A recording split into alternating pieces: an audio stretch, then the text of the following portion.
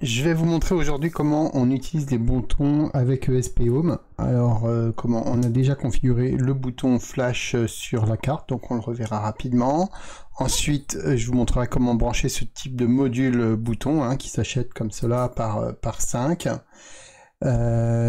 Ensuite, on branchera un end stop comme cela, donc qui peut détecter une pression comme ça, donc ça se fait exactement pareil qu'un bouton finalement. Ensuite on branchera un bouton qui n'est pas monté sur module, comme celui-ci. Et on finira par un switch, par détecter en fait la position d'un switch. On verra aussi comment détecter un double clic, un clic long, etc. sur ESP Home. Comme on l'avait vu dans la vidéo sur l'ESP32 et la vidéo tutoriel numéro 3, je crois, sur ESP Home, on peut programmer le bouton flash là, qui se situe à droite de la prise USB sur ce type de carte. C'est également le cas sur les nodes MCU ESP8266, le bouton de droite là peut se programmer. Par contre, il y a d'autres cartes comme le D1 Mini qui n'en ont pas.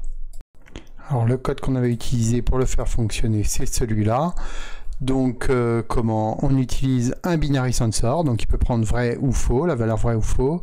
Ensuite on utilise la plateforme GPIO, c'est-à-dire qu'on va brancher quelque chose sur les broches de notre carte. Ensuite on lui indique le GPIO, c'est le GPIO 0.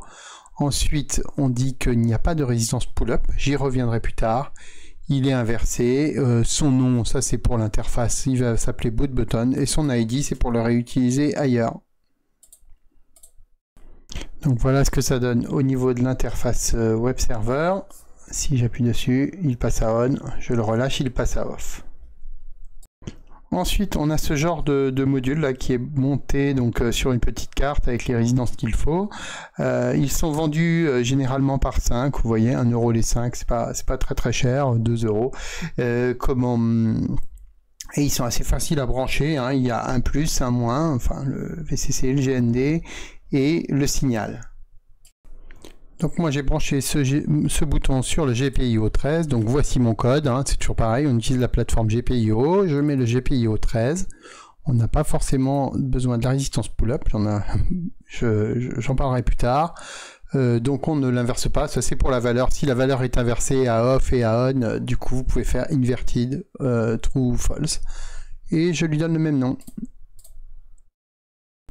Donc voilà mon bouton red button, ça fonctionne exactement comme l'autre.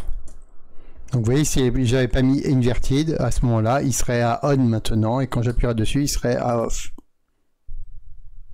Alors les end stops, c'est ce genre de petit module hein, qui sert à détecter en fait comment l'appui sur un bouton, hein, comme cela. Donc souvent c'est utilisé, enfin moi je les ai vus sur les imprimantes 3D hein, pour faire les home, pour savoir quand est-ce qu'on est à 0. Donc bien sûr c'est un bouton, hein, donc ça fonctionne exactement de la même manière. Ici je l'ai branché sur le GPIO 15, hein, il y a 3 fils, le plus le moins le signal, et sur l'interface, voilà, ça fonctionne exactement de la même manière. Hein. Alors ensuite vous pouvez avoir aussi ce type de boutons avec 4 broches et qui ne sont pas montés sur un module. Alors pour monter ces boutons, souvent vous avez ce genre de schéma et il faut y ajouter une résistance qu'on appelle une résistance pull-up. Il se trouve que sur le SP32, en fait, les résistances pull-up peuvent être activées ou désactivées. Hein. J'en ai parlé depuis tout à l'heure. Alors, si je ne l'active pas et que je branche ce bouton-là, donc je mets une broche, une broche vers le GPIO 15 et l'autre vers un GND. Pas vers le plus, hein, vers un GND, et bien à ce moment-là, une espèce d'instabilité comme ça. Il faut une résistance pull-up pour que le signal ne soit pas instable comme cela, pour le lisser. Donc pour ce faire, c'est très simple, il suffit donc de rajouter sur l'élément pin ici, mode input pull-up. Donc voilà, ensuite ça fonctionne du coup, lorsqu'on active la résistance, ça fonctionne de façon beaucoup plus stable, même s'il peut toujours y avoir, hein, tout comme avec le module, hein, parfois des interférences, c'est-à-dire que quand on appuie, ça enregistre plusieurs on. Donc si cela vous gêne, il y a une solution. Cette solution, c'est de rajouter un filtre qui va modifier la valeur de sortie, hein. Donc les filtres peuvent modifier la valeur de sortie, ça peut par exemple diviser par 1000 la valeur, ou la mettre au carré, ou tout ce que, enfin, il y a des fonctions plus avancées. Là c'est le delayed, c'est-à-dire qu'il va falloir qu'il reçoive le on plus de 10 millisecondes pour effectivement le mettre à on, mettre la valeur à on. Donc vous pouvez ajuster ce paramètre pour gagner en stabilité. Mais finalement, un bouton, c'est quelque chose qui va ouvrir un circuit ou le fermer. Donc là, j'ai remplacé mon bouton par deux fils, un connecté sur le GND, l'autre connecté sur le GPIO. Et si je touche ces deux fils, vous voyez, ça va me faire comme un bouton.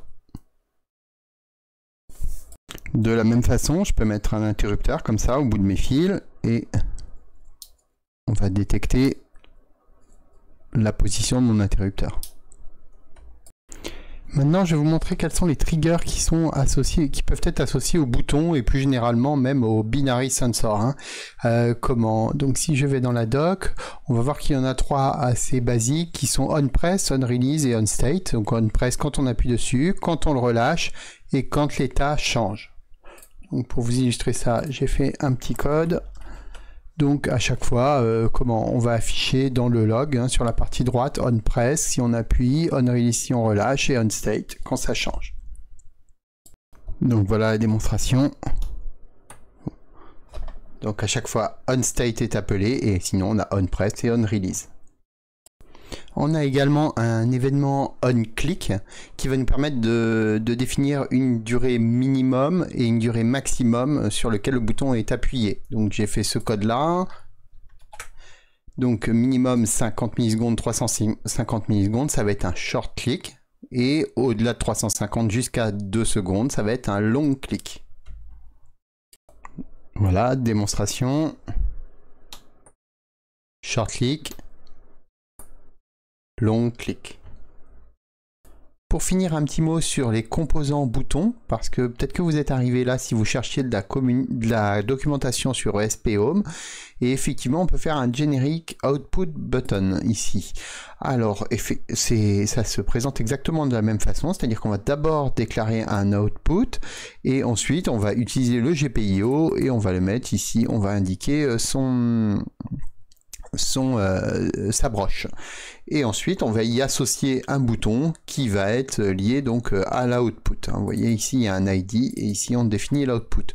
Le résultat va être à peu près identique, sauf que sous Home Assistant vous allez avoir ce genre de choses. Il va savoir que c'est un bouton. On va avoir à peu près les mêmes triggers. Donc on a on press et button press. Donc il y en a un petit peu moins quand même. Voilà, je pense que j'ai été assez complet sur les boutons. Donc maintenant, amusez-vous bien avec tout cela.